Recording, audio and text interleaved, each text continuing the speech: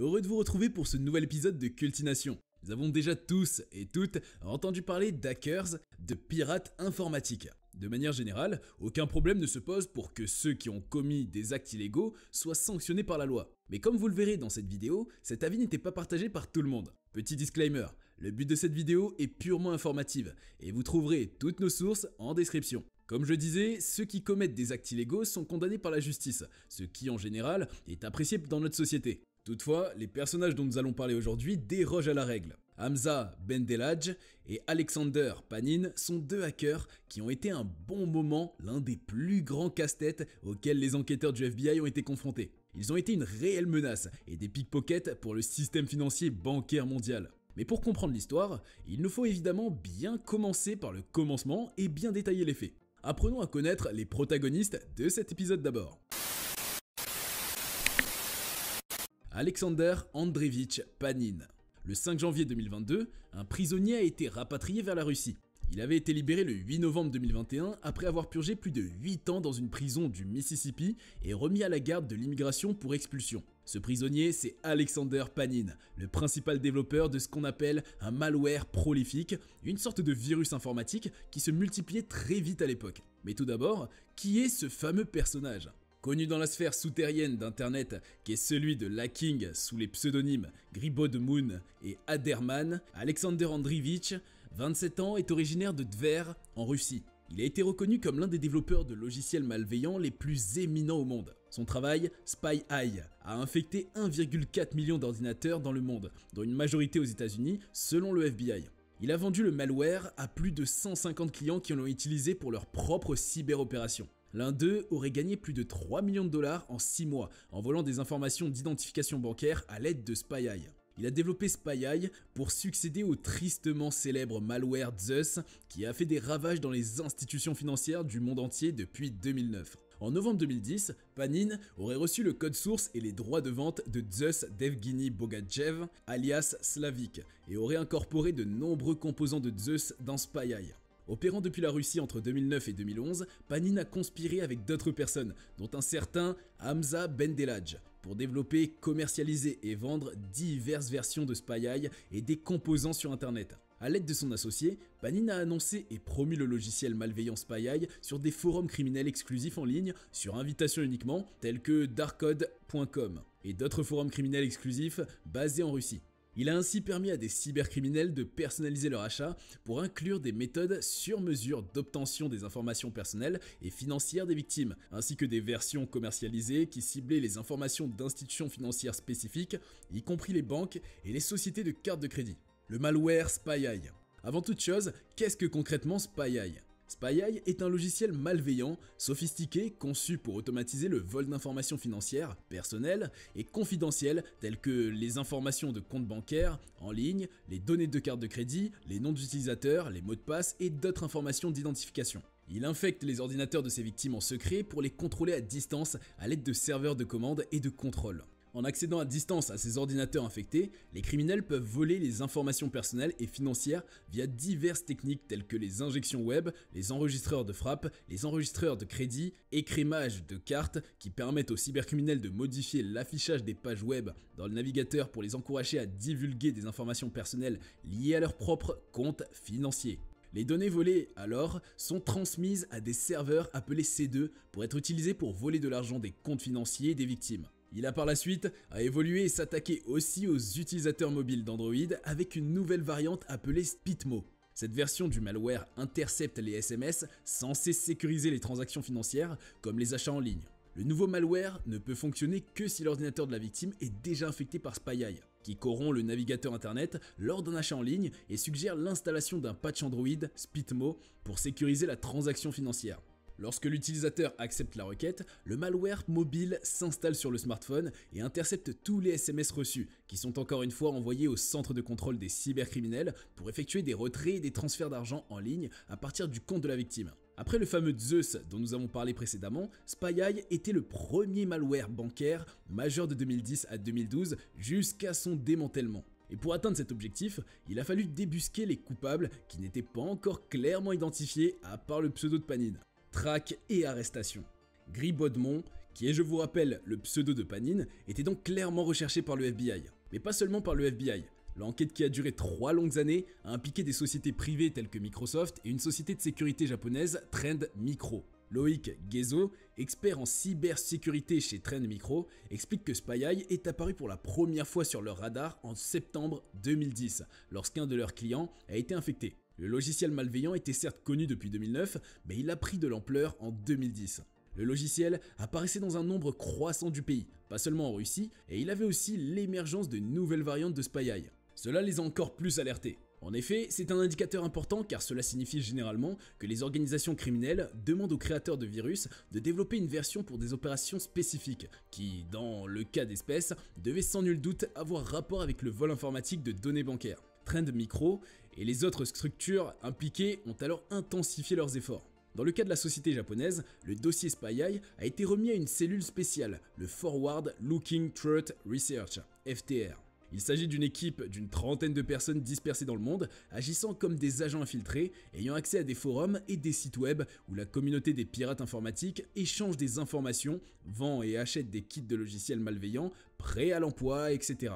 Le travail exceptionnel des partenaires de l'application de la loi, tant au niveau national qu'international, ainsi que la solide coopération du secteur privé, ont été des modèles pour la lutte contre les syndicats complexes de la cybercriminalité dans le monde.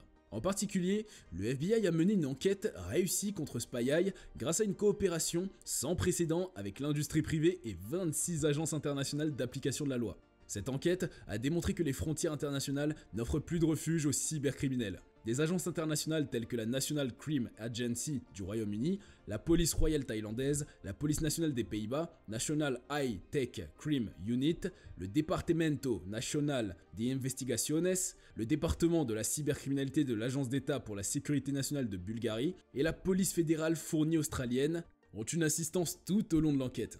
De même, des partenaires du secteur privé tels que l'équipe de recherche prospective sur les menaces FTR de Trend Micro, l'unité des crimes numériques de Microsoft, Flashpoint, Fish Labs, Dell SecureWorks, Damballa et l'équipe norvégienne de recherche sur la sécurité connue sous le nom de Underworld, No, ont également fourni une aide précieuse. Ces partenariats sans faille ont permis de perturber et de démanteler la structure organisationnelle derrière SpyEye, démontrant que la coopération entre les forces de l'ordre, les gouvernements et le secteur privé peut être un moyen efficace de lutter contre la cybercriminalité mondiale. C'est un message clair pour les criminels informatiques. Nulle part n'est sûr pour eux dans ce monde interconnecté. Afin de pouvoir traquer ceux qui sont cachés derrière de tels actes, la cellule mise en place par la société de sécurité japonaise Trend Micro a commencé par l'obtention d'un kit complet de SpyEye sur internet. Selon Loïc Guézo, la version de base du malware était disponible gratuitement.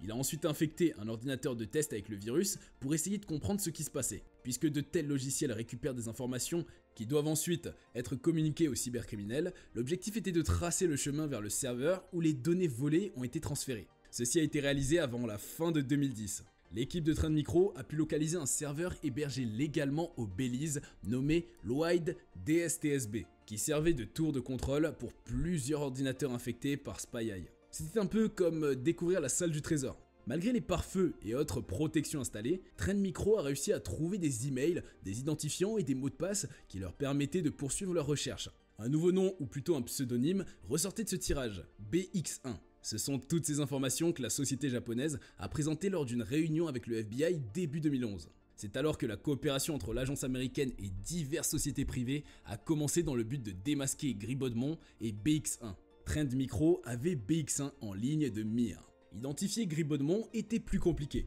Il était meilleur pour cacher sa véritable identité en ligne. Mais il a fini par baisser sa garde et a commis l'erreur de vendre SpyEye directement à un agent du FBI se faisant passer pour un pirate informatique. Pour en revenir à BX1, les enquêteurs étaient certains que cet internaute jouait un rôle clé dans le monde de SpyEye. Par la suite, ils ont découvert qu'au départ, il n'était qu'un utilisateur qui voulait probablement utiliser SpyEye pour son propre fonctionnement, comme le précise Loïc Guézo. BX1 s'est alors de plus en plus impliqué dans le développement de ce logiciel malveillant. Il a créé plusieurs plugins. Ces outils sont des morceaux de code permettant de modifier ou d'améliorer certaines fonctions du programme. Il était donc plus que partie prenante dans l'émergence des autres versions du virus. Finalement, les enquêteurs ont réussi à identifier Hamza Bendelaj comme étant le fameux BX1, l'associé de Panine. Qui est Hamza Bendelaj ? Né en 1988 à Tizi Ouzou en Grande Kabylie, il est originaire de Kouba, un quartier populaire d'Alger, et vous le verrez, ce détail est d'une grande importance pour la suite. Marié et père d'un enfant, il a créé une fausse identité et nationalité avec des cartes étudiantes internationales de l'université de Sutton au Royaume-Uni et une autre carte l'identifiant comme Hamza Daniel Bendelaj. Il prétend avoir un diplôme en informatique et maîtriser 5 langues. Tout comme son associé Alexander Panin, nous n'avons pas grande information sur leur personnel. Ce qui est certain, c'est qu'une fois arrêté, il risquait de longues années de prison. L'impact de SpyEye a été colossal et a entraîné des dommages considérables et des pertes massives dans le secteur financier du monde entier. Le cheval de Troie, leur malware SpyEye, a compromis avec succès plus de 1,4 million d'ordinateurs dans le monde. Il a volé des informations à près de 250 clients d'organisations financières, lui rapportant parfois 10 à 20 millions de dollars en une seule transaction. Interpol et le FBI le soupçonnent d'avoir piraté en tout et pour tout environ 1 milliard de dollars. Les banques ont dû nettoyer leur base de données pour réparer les dommages causés par ce virus. Les deux criminels ont également revendu leur virus à d'autres groupes de pirates informatiques pour des sommes allant jusqu'à 10 000 dollars pour la version la plus sophistiquée de SpyEye. En janvier 2013, Bendelaj a été arrêté à l'aéroport international de Suvarnabhumi à Bangkok, Thaïlande. Il a été arrêté lors d'une escale alors qu'il voyageait depuis la Malaisie, où lui et sa famille étaient en vacances. 2 ordinateurs portables, une tablette, un téléphone satellite et plusieurs disques durs externes auraient été saisis à Bendelaj par la police. Sous réserve d'un mandat délivré par un tribunal américain, il a été extradé vers les États-Unis. 1 an plus tard, il a plaidé coupable aux mêmes accusations et a été condamné en avril 2016 à 15 ans de prison suivi de 3 ans de liberté surveillée. Les deux, que ce soit Bendelaj et Panin, ont écopé de plus de 24 ans de tôle combinés dans une prison fédérale. L'arrestation de Bendelaj en janvier 2013 a été un facteur clé dans le démantèlement de Darkcode.com en juillet 2015 grâce à un effort coordonné de 20 pays. Elle a aussi mis fin à l'activité de certains des meilleurs développeurs de logiciels malveillants au monde. Le FBI a découvert que, quelques mois après son arrestation, Panin prévoyait de publier une nouvelle souche de SpyEye appelée SpyEye 2.0, qui aurait ajouté d'incalculables pertes pour le secteur bancaire international et les particuliers du monde entier si elle avait été publiée.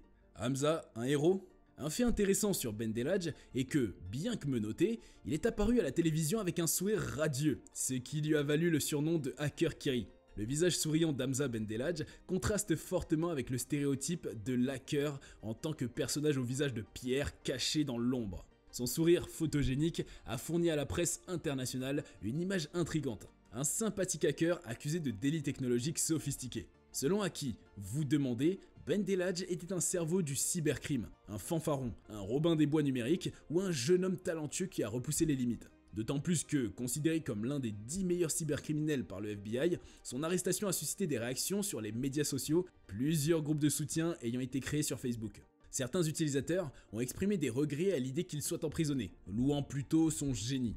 En effet, il aurait utilisé les fonds volés pour financer un style de vie extravagant, avec des voyages de première classe et des séjours dans des hôtels de luxe.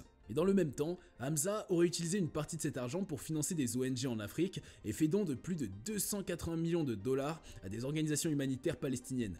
Sa famille le dépeint comme un jeune homme talentueux, issu d'un milieu modeste, qui a abandonné l'école secondaire et a perfectionné ses compétences en programmation dans les cybercafés, avant peut-être d'aller trop loin en testant ses compétences. Cela explique qu'une partie de la jeunesse algérienne se retrouve en lui.